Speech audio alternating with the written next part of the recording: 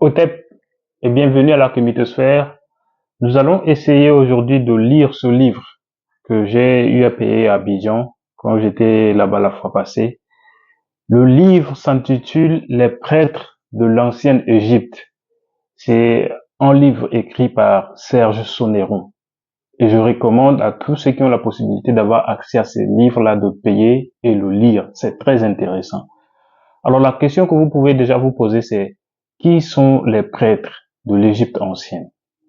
Il faut simplement dire que les prêtres au temps de l'Égypte ancienne sont ceux-là qui ont l'aptitude d'enseigner, c'est-à-dire de transmettre le savoir et de diriger les cultes dans des temples. Et pour être intronisé roi, l'un des derniers rituels à faire, c'est celui des prêtres. Et ce n'est qu'après ce rituel que le candidat est vraiment consacré pharaon. Donc dans l'Égypte ancienne, les prêtres jouent un rôle crucial. C'est eux qui transmettent le savoir. Ils sont le garant de la transmission du savoir et ils sont responsables des activités spirituelles au sein des temples. Et donc, c'est auprès de ces prêtres-là que les premiers savants grecs étaient partis apprendre le savoir. Ceux-là que nous appelons Pythagore, Thalès, et j'en passe, étaient passés auprès de ces prêtres-là pour apprendre. Et la section que je choisis aujourd'hui traite spécifiquement de ces élèves grecs qui sont passés chez ces prêtres pour apprendre. Donc, nous avons des datations, nous avons même le nom des temples et des villes dans lesquelles ils sont passés apprendre. Et je nous invite à aller déjà dans le livre pour essayer de le lire un peu. Et nous allons commencer par la section intitulée La science sacrée. Et là, nous nous situons à la page 119 du livre. Je commence la lecture.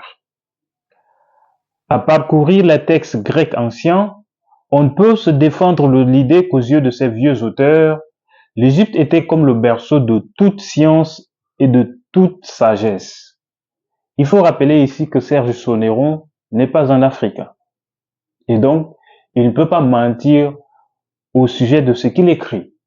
Parce que souvent, quand nous invoquons, ou du moins quand nous faisons usage des ouvrages de Cheikh Anta Diop et beaucoup d'autres noirs, on nous dit que c'est des scientifiques, mais qui sont tantôt un peu émotionnels. Aujourd'hui, nous allons lire un livre écrit par un des scientifiques de l'Occident.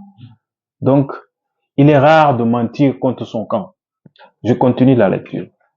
Les plus célèbres parmi les savants ou les philosophes hellènes ont franchi la mer pour chercher auprès des prêtres l'initiation à de nouvelles sciences. Et s'ils n'y allèrent pas, leurs biographies s'empressèrent d'ajouter aux épisodes de leur vie ce voyage devenu aussi traditionnel que nécessaire. Quels furent ces voyageurs célèbres? D'abord les grands ancêtres. Orphée qui prit part en Égypte au fait des mystères dionysiaques. Et Homère lui-même qui visita le pays. Par pays, entendez par là l'Égypte pharaonique. En des temps moins mythiques, Solon à son tour traversa la mer. Platon a évoqué son voyage. Solon disait que les gens de Saïs l'avaient fort bien reçu et qu'en interrogeant sur les antiquités, les prêtres les plus savants en ses recherches, il avait constaté que nul parmi les Grecs et lui, le tout premier, ne savait un traître mot de ces questions. Un jour, pour engager les prêtres égyptiens à s'expliquer sur les antiquités, il s'est mis à narrer tout ce que nous savons de plus ancien.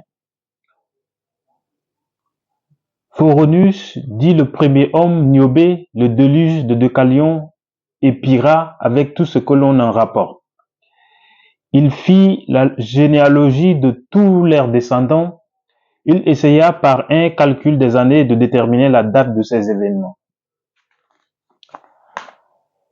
L'un des plus vieux entre les prêtres s'écria: Solon, Solon, vous autres Grecs, vous êtes toujours des enfants.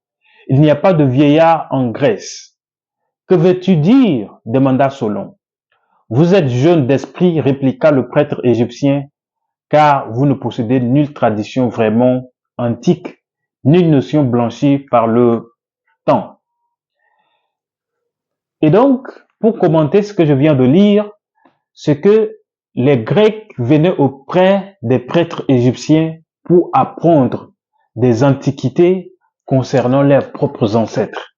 Vous savez, c'est parce que seule l'Égypte à l'époque avait ce qu'on appelle les Génoutis. Les Génoutis sont des archives. Et donc, l'Égypte ancienne s'attelait à archiver par écrit dans des papyrus tout ce qui se passait dans le monde, les grands événements et tout ce qui se passait. Donc, c'est à travers ces Génoutis, ces archives, que les premiers savants grecs venaient apprendre des éléments concernant leurs propres ancêtres. Et c'est où un ancien prêtre dit que selon vous autres Grecs, vous êtes toujours des enfants. Il n'y a pas de vieillard en Grèce. Que veux-tu dire? Demanda Solon. Vous êtes jeune d'esprit, répliqua le prêtre égyptien, car vous ne possédez nulle tradition vraiment antique, nulle notion blanchie par le temps. C'est-à-dire, ils n'avaient pas grande chose pour ce qui est de la civilisation, ils ne conservaient pas le passé. Et ce qu'ils avaient comme éléments de civilisation sont des éléments éphémères et qui ne résistaient pas dans la durée. Donc, ils venaient en Égypte pharaonique apprendre auprès des prêtres noirs, comme aujourd'hui les jeunes Africains partent en Occident pour apprendre. Je continue la lecture et là nous sommes à la page 120 du livre. Et le vieux prêtre de continuer sa démonstration. Des catastrophes permanentes bouleversent la surface du globe, mêlent ou changent les races, détruisant une civilisation pour la remplacer par une autre. Cette dernière, loin de recueillir l'héritage intellectuel et scientifique de celle qui l'a précédée, se retrouve au point de départ et doit parcourir de nouveau tout le chemin perdu. Mais l'Égypte, par ses caractères géographiques et climatiques, échappe à cette règle presque générale. Or, en Égypte, aucun cas, les eaux ne se ruent des hauteurs sur les campagnes et semblent au contraire jaillir de dessous terre. Voilà pourquoi, ainsi épargnés, on dit que c'est chez nous que se sont conservées les plus antiques traditions. Aussi, ne s'est-il rien fait de beau, de grand, de remarquable en quoi que ce soit chez nous, chez vous, soit ici, soit dans toute autre contrée connue de nous, qui n'ait été depuis longtemps consignée par écrit et ne soit concernée dans nos temples. Platon d'Antimée. C'est donc en Égypte que l'historien Hélène peut trouver les meilleures sources d'informations. Mais ce n'était pas la seule science que les prêtres d'Égypte puissent enseigner à leurs hôtes étrangers.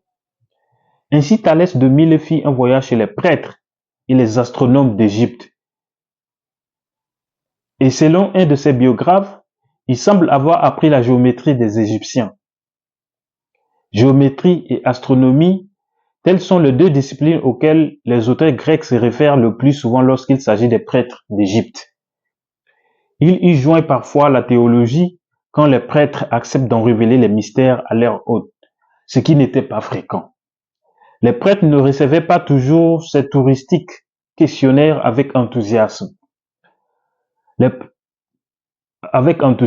Maintes fois, ils durent les accueillir comme des fâcheux, toujours indiscrets, trop rigoureusement logiques dans leurs raisonnements, mal convaincus parfois, plus portés à ajouter foi aux déductions de l'esprit qu'aux contes fantastiques d'une tradition millénaire.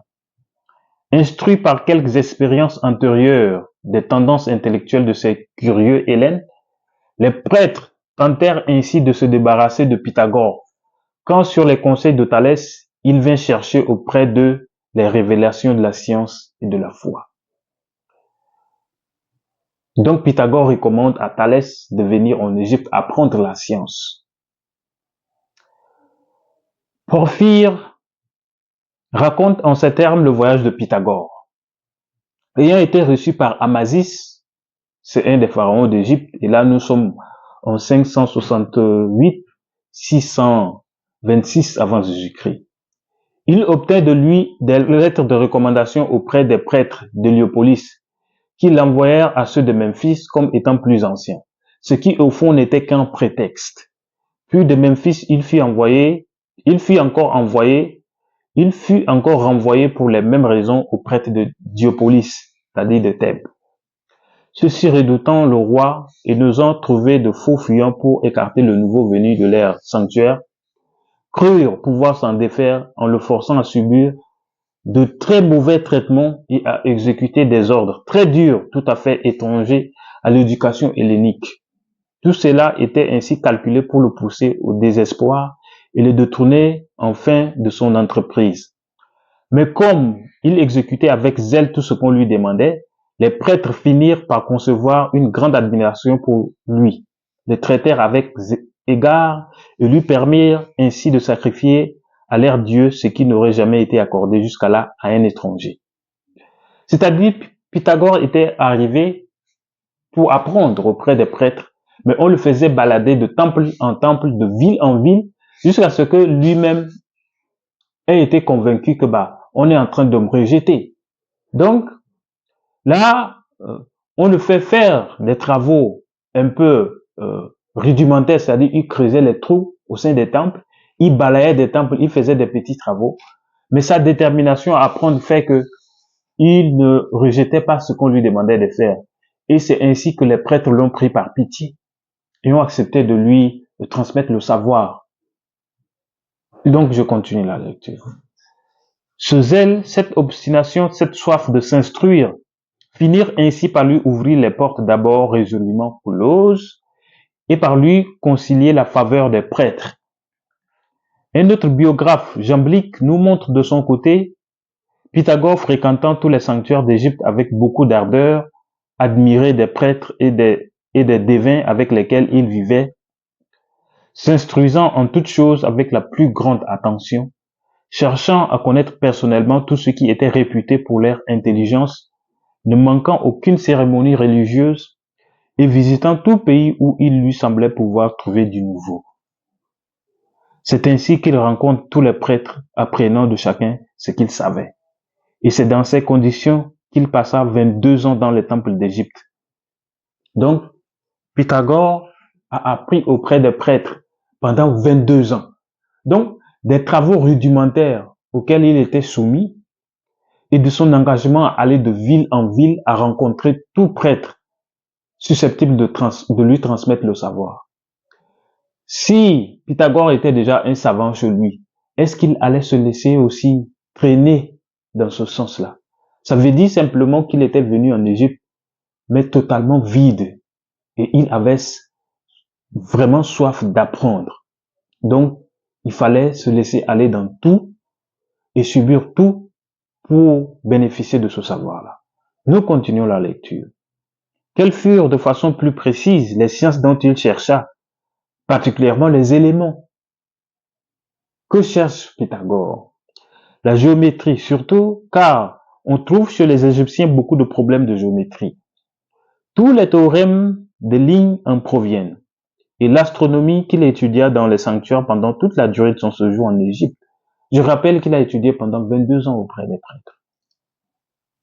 Et je peux déjà vous dire qu'il n'a pas écrit un seul livre.